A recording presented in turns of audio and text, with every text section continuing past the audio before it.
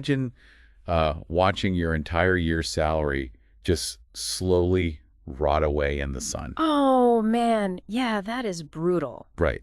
And there's absolutely nothing you can do to stop it. Hmm. That is the reality for millions of farmers. It really is. I mean, think about it on a micro scale for a second.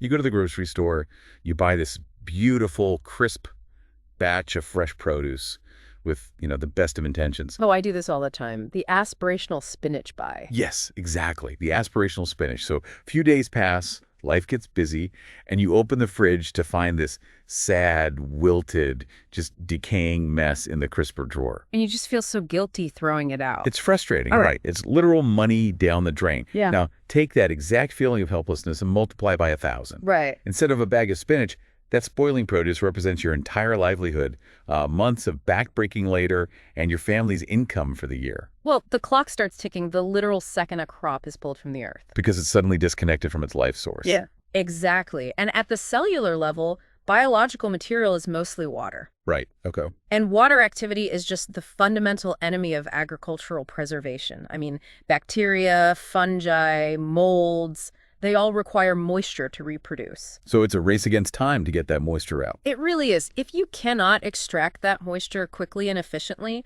you don't just lose a fraction of your harvest. The entire batch can ferment, rot, and just become completely worthless in a matter of days. Okay, let's unpack this. Hmm. Because today, for this deep dive, we are looking at an August 12, 2026 report from the Elites News Network. A really fascinating read, actually. Yeah, it details this massive new initiative by the Bihar government in India.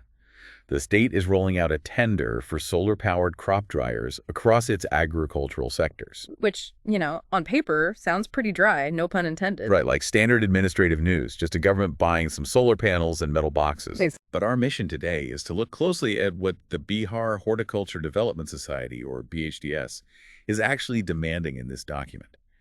Because it reveals a pretty incredible blueprint for the intersection of climate tech, food preservation, and rural economics. Yeah, a tender like this usually prompts people to focus entirely on the renewable energy angle. Like, oh, cool, solar panels. Right, the shiny tech. Mm. But the real story here is the post-harvest management.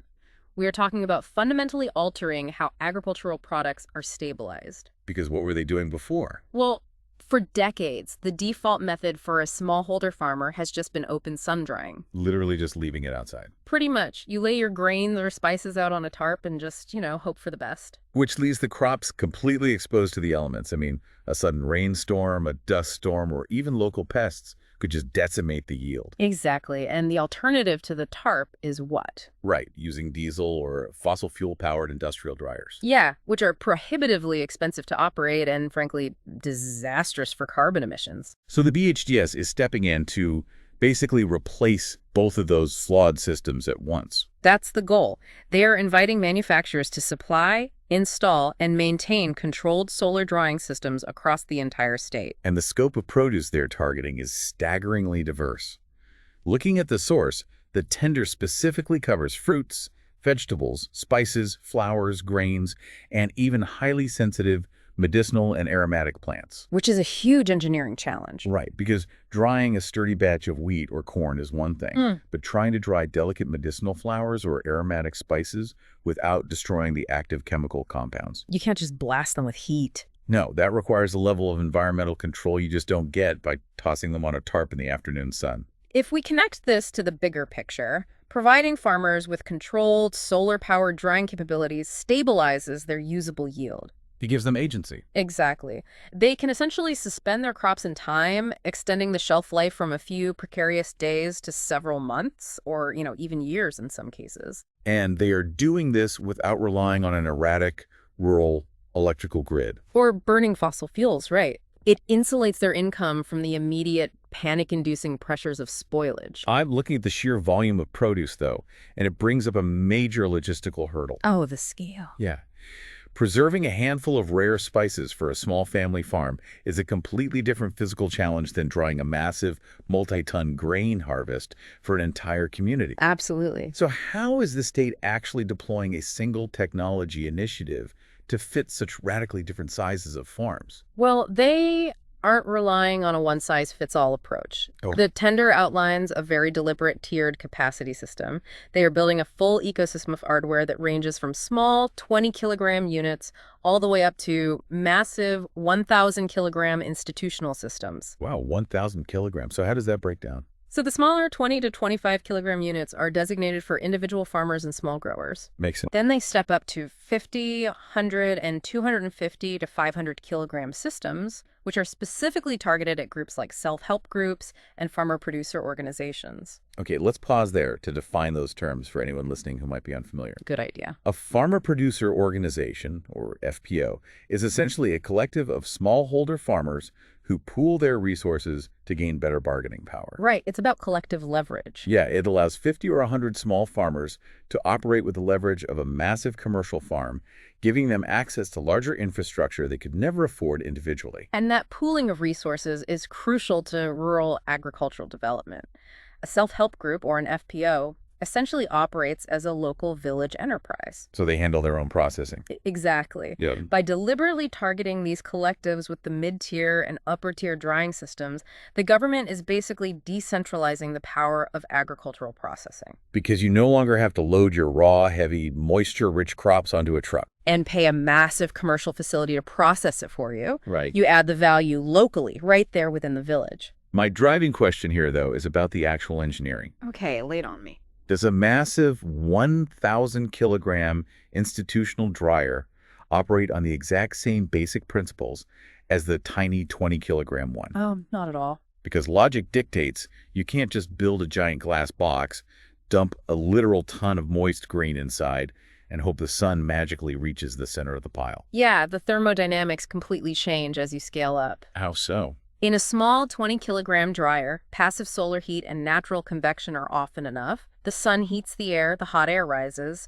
absorbs moisture from a single thin layer of crops on a tray, and vents out the top. Simple enough. But when you move to 500 or 1,000 kilograms of biological material, you create a dense microclimate inside the machine. Meaning the crops themselves actually change the environment inside? Heavily. The moisture from the crops on the outside of the pile evaporates, but that humid air gets trapped by the density of the crops in the center. Oh. If you rely on passive airflow in a 1,000-kilogram pile, the center doesn't dry. It ferments. Wait, really? It ferments? Yeah, the heat and trapped moisture literally cause the crop to cook itself into compost. So you need a mechanical way to break up that microclimate. You have to force the moisture out. Exactly. You introduce industrial-grade air agitation. The internal geometry of a large-capacity solar dryer is a complex web of baffles, exhaust vents, and mechanical airflow systems. Just to keep the air moving. Right. It's designed to route humid air out of the chamber as fast as possible. The heat distribution has to be perfectly uniform, which requires multiple heating zones and continuous circulation. Here's where it gets really interesting to me. This explains why the technical standards in this tender are remarkably strict. Well, they are not messing around. Right. The BHDS is demanding some hard thresholds to ensure these aren't just glorified hotboxes. Right. The source states that any system 50 kilograms and above must have forced air circulation, period. Non-negotiable. And any system 100 kilograms and above must include temperature and humidity displays plus data logging facilities. Which is a massive leap in tech for this setting. Let me give you an analogy to picture why that matters. Think about cooking a primed cut of meat in your kitchen. Okay, making me hungry, but go on. A basic passive solar dryer is like a standard old school oven. It gets hot, it eventually cooks the food, but the heat can be incredibly uneven. Sure. Mandating forced air circulation is like upgrading to a high-end convection oven. The air is actively moving, constantly pulling moisture away from every single surface evenly. That's a great way to look at it. And what's fascinating here is that adding the requirement for temperature displays and data logging is equivalent to using a digital Bluetooth thermometer. Like the ones that track the exact internal temperature over time on your phone. Exactly. It ensures you never overshoot the mark. You wouldn't trust an expensive prime cut of meat to an open campfire. Definitely not. So these farmers shouldn't be expected to trust a high-value medicinal plant to an unregulated box of hot air. The mandate for data logging is what really caught my eye. It's huge. The state isn't just asking for a digital thermometer. They want a continuous time-stamped record of the drying process. Right? A paper trail. Or a digital trail, rather. What does introducing that level of precision agriculture actually look like for a village enterprise? It removes generations of historical guesswork. How so? Well, traditionally, knowing when a crop was perfectly dried was an intuitive art form. A farmer would look at the color, feel the texture, maybe bite a kernel of grain to test the snap. Sort of just passing down knowledge from one generation to the next? Right. But human intuition isn't scalable, and it isn't verifiable to a third-party buyer. Ah, I see where this is going. With continuous sensors and data loggers, the farmer has objective empirical proof of the drying environment. They know the exact temperature and humidity inside that chamber at 2:15 p.m. on a Tuesday. So no more guessing. Right. If a cloud blocked the sun for 3 hours, the system logs that dip, the battery kicks in to power the circulation fans, and the data proves the crop's integrity was never compromised. Wow. So if a farmer producer organization is processing 100 kilograms of premium spices to sell to a high-end culinary distributor in a major city, They aren't just saying, trust us, we dried it properly. they hand over the digital log, proving the spices were preserved under perfectly controlled conditions, ensuring all those volatile essential oils remain intact. Exactly.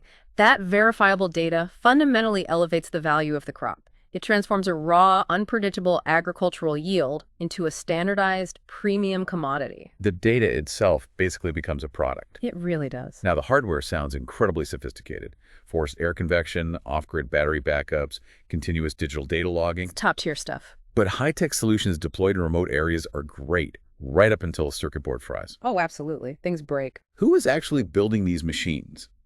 And what happens when a complex, sensor-laden solar dryer breaks down in a remote village during the absolute peak of the harvest season? Well, the procurement realities of this tender address that vulnerability directly. The government is demanding an intense level of supplier accountability. What kind of accountability? Agencies bidding to supply these systems must have at least 3 years of relevant experience in the field, and they must have successfully completed at least 25 verifiable installations in the previous 5 financial years. But wait, let me play devil's advocate here for a second. Sure, go for it.